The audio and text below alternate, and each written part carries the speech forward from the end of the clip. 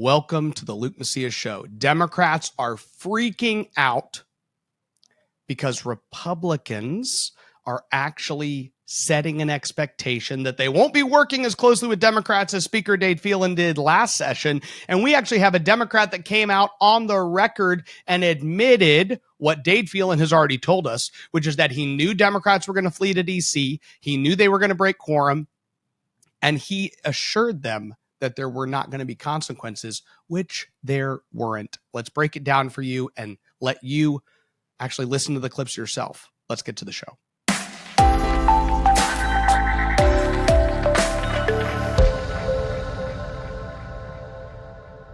Nate Schatzline, Mitch Little, Brian Harrison, Tony Tinderholt, Brent Money, all of these great conservative guys, some of them sitting in the legislature, some of them coming in, really ticked off the Uniparty in Austin this week when they talked about what the Democrats finally admitted when Jasmine Crockett, who now serves in Congress, talked about a behind-the-scenes backdoor meeting they had with Speaker Phelan. Okay, I'm going to give you a little bit of context, and then we're just going to go to the clip. Jasmine Crockett is in Houston campaigning to try to unseat a Democrat incumbent, Sean Theory. Sean Theory is the Democrat incumbent who voted to ban pornographic materials in school libraries and also voted against the sex change surgery ban on children. So the Democrat Party is really ticked. A lot of these Democrats that Dade Phelan has given chairmanships to and praised and applauded and given more power to are all trying to unseat Sean Theory. They're working hard. And so during Jasmine Crockett's speech, she actually traveled to Houston to give a speech for Sean Theory's opponent. And she tells a story, and she's explaining why she's for the Democrat opponent to Sean Theory's incumbent challenger. And what she says is that during a closed-door meeting with Speaker Phelan, while all of them were getting ready to bust quorum and go to D.C., to basically stop the Republicans from passing election integrity, she accuses Sean Theory of basically being concerned about whether they would be punished at all and talking to the speaker about whether they would be punished at all. Now, we're going to get into the conflicting accounts of that after, but let's just go to this clip. A lot of people were curious as to why and how I decided that this was the race that I was going to get involved in. I saw a viral video of Lauren. Saw this viral video and I was like, ooh, she reminded me of somebody. I honestly have not endorsed against any former colleague. It's next level if I endorse against you. And when I endorse, I spend money as well. So here it was, I'm looking at this race from afar and I really am like, I'm itching to get in. And the Houston Chronicle endorsement came out. And as we all know, Lauren got it. There was the language in there that pissed me off to no end. And I said, I'm tired. So I was like, somebody give me her number. And I called her and I cried and she cried. I want y'all to know that Sean is trying to make this a situation where we're pitting humans against humans. He wants to make this about the LGBTQIA community versus everybody else. And I'm gonna tell y'all a part of the story that nobody knows. No one knows, including Lauren. Sean was actually next door to me in the State House. Here it is, I'm the only black female freshman in that class. And it ain't that many black women in general. So I'm hoping and I'm looking for mentorship in those that are already serving. There was some legislation that I wanted to push forward with that was based on my experience as a criminal defense attorney. Let's tackle this together. You go your route, I'll go mine, and hopefully we will get something signed into law to solve this problem. She said, okay. Well, hers wasn't moving, but mine was. On my birthday, I'm having to serve in the House, and I'm about to lay out this bill in my committee. In walks Sean Theory. Sean sits down in my seat on the dais to try to kill my bill. And I was like, if you do that to me as your colleague, I don't know that I trust you in representing black folk. Now, that's just one story. The other one is probably even worse. And they won't snitch and tell it, because ain't nobody told it, but I'm telling you. When we walked out, we had a number of meetings before we fled the state and whatnot. One of the meetings, the speaker was in that meeting. One Democrat I remember specifically raising her hand and saying, Mr. Speaker, if we walk out, are we gonna lose our positions on our committees? With Sean Theory. I represent Dallas. She represents Houston. These voting laws were targeting Houston. They were targeting her constituents. And you know what she cared about? Her damn seat on a committee. She ain't never had y'all's back. I'm just being real. We need people that understand that this is teamwork. And she is not on that team. I don't just show up for anybody. Sean Theory is just that bad. She's got to go. I will also say, Lauren is just that great. Texas has to have a real fighter, and I promise you, if y'all send Lauren, y'all are gonna see a little remnants of the fire that used to be there from HD 100. Yeah. So since this clip came out, Sean Theory has come out and said, I never said that. And what really ticked off the Uniparty is that Nate Schatzline and Brian Harrison and Tony Tinderholt and Brent Money and Mitch Little and Shelley Luther and all these other people all came out and said, hey, this is exactly why we need new leadership in the Texas House. And so they acted all upset and they called everyone liars just for simply calling Speaker Phelan out based on the story recounted in this clip. Now, some of them are saying, well, Sean Theory says she never said that to Dade. And that's not actually the problem. That's not the problem. Sean Theory may or may not have asked Dade about whether her seniority or committee assignments would be affected if she went to DC. The important thing is that the speaker met with Democrats, that he knew they were going to break quorum. And we now know he told them, like, I'm not here to stop you. Right? Here's what's so funny. So Nate Schatzline tweets out this clip. Okay. And he says, Texas Democrats reveal that Dade Phelan made a deal with them to break quorum. This is the same speaker that awards far left Democrats with chairmanships. And Nate's saying he's in there. They're telling him they're going to leave. And he's sitting there talking about whether or not there are or are not going to be consequences based on their actions. So this is a deal that's getting made. Terry Canales, who is a Democrat chair from the Rio Grande Valley, retweets Nate. And here's what he says. Now, again, this is one of Dade Phelan's own Democrat chairs. This is a tweet that has since been deleted. He says, the worst kind of people in this world are liars and thieves. Clearly, someone has made you their bitch. He's talking about Representative Schatzline.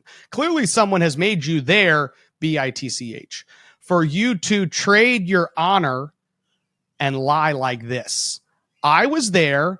I personally spoke to the speaker. He was livid. As a Labradoodle breeder, I'm pretty sure you know what bitch is. Now, here's what's really funny. So this is one of Dade Phelan's Democrat chairs. He's yelling on Twitter at Nate. This is a guy, like, remember, Dade Phelan knows that Terry Canales behaves like this and talks like this. And he's like, I want that kind of Democrat to have more power in the Texas House, right? Just recognize. I've said this for a long time, but in the Texas House, the current environment is such that rewards bad behavior. Okay? If you behave like this, you get rewarded and you rise up the hierarchy. So as you can imagine, people that you know that were elected that are good people, they literally become bad people. And you go, I don't know how this happens. Well, it happens when you walk into an environment where bad people are rewarded and moved up in the power ladder. Our natural inclinations and flesh desire to be rewarded, desire to gain and influence and power and prestige.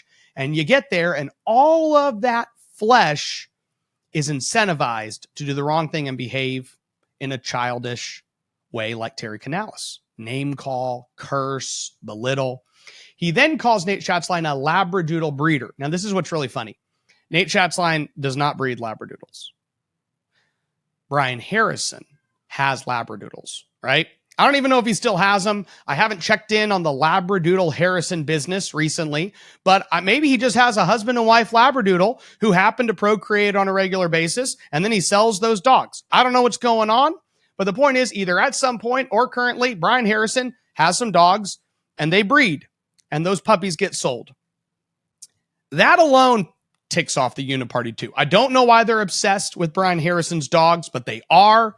They're obsessed with their habits. They're obsessed with how many children they have, what those children sell for, whatever that's going on. So that's the deal. The Uniparty hates Brian Harrison. They also hate Brian Harrison's dogs.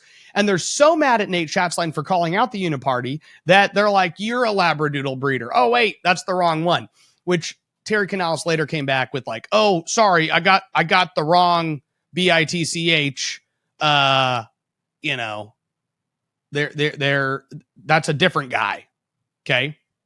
So Nate Schatzline retweets Terry Canales and says, hey, Dade Phelan, your Democrat committee chair is putting in the work to get your attention, which is totally true. Like all of this is performative to the speaker because this is the type of stuff the speaker rewards, right?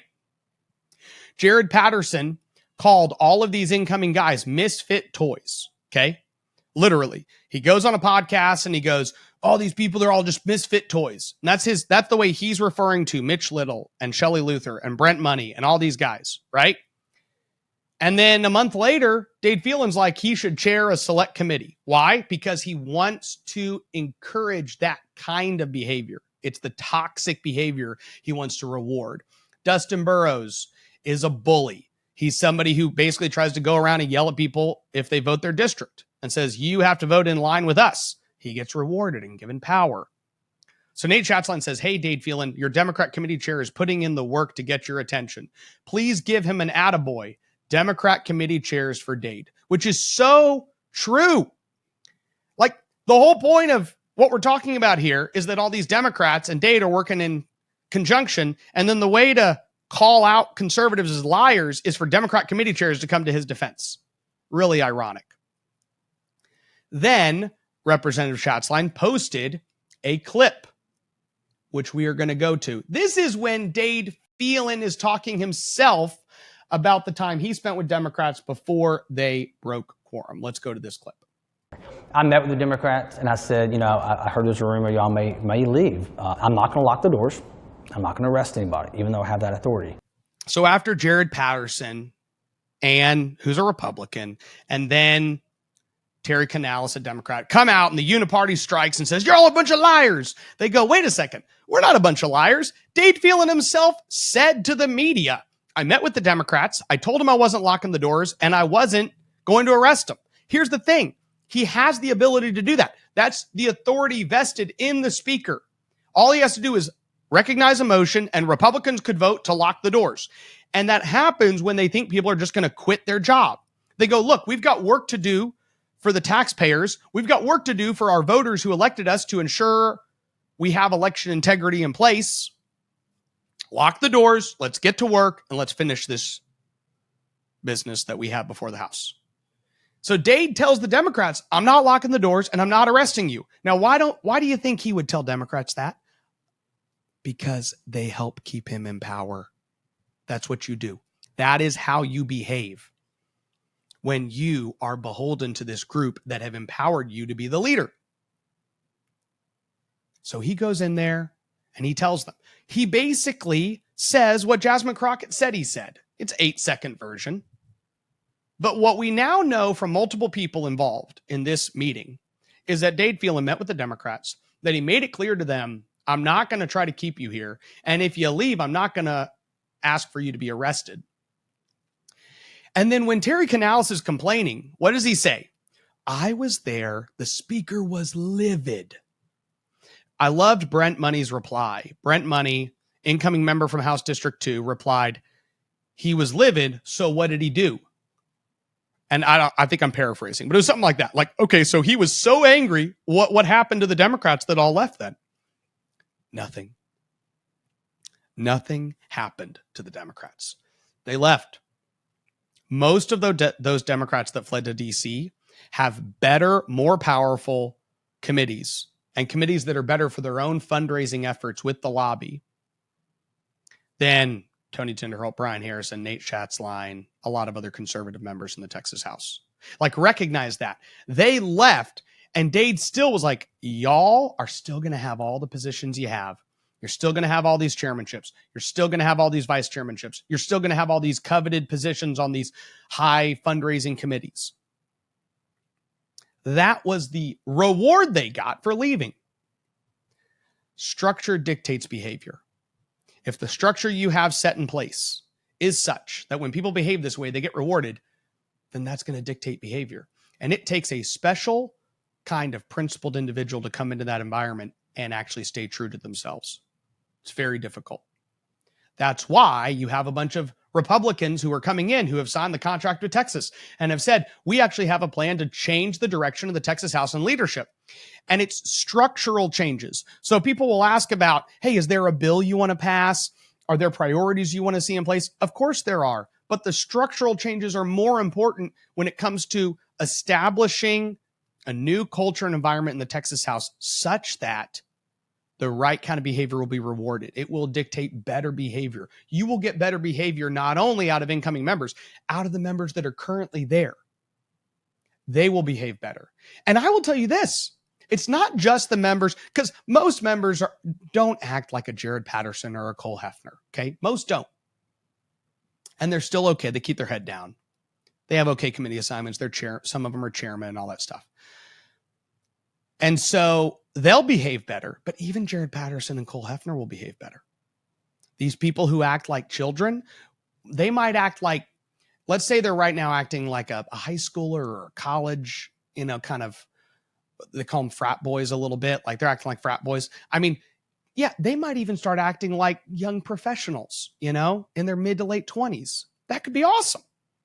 That would be an improvement. Structure dictates behavior. So these people who are on board with the contract with Texas and who are focused on this actually get it. They understand what they're fighting for. Mitch Little has been doing a lot of interviews about this. And he's done a great job articulating that. This is what we are fighting to change. It's a cultural change they're fighting for.